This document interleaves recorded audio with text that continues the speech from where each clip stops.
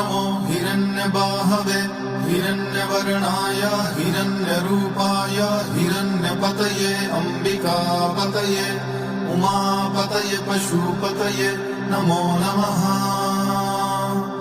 ईशान सर्वविद्यानाम् ईश्वर सर्वभूतानां ब्रह्माधिपते ब्रह्मणोऽधिपते ब्रह्मा शिवो अस्तु सदाशिवोऽहम्। तत्पुरुषाय विद्महे वाग्विशुद्धाय धीमहि तन्नो शिव प्रचोदयात्।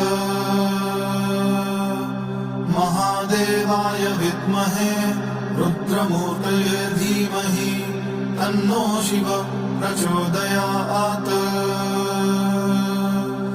नमस्ते अस्तु भगवन् विश्वेश्वराय महादेवाय त्र्यम्बकाय त्रिपुरान्तकाय त्रिकाग्निकालाय कालाग्निरुद्राय नीलकण्ठाय मृत्युञ्जयाय सर्वेश्वराय सदाशिवाय श्रीमन्महादेवाय नमः।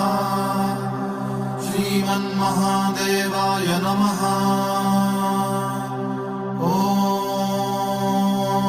ॐ शान्ति शान्ति शान्ति।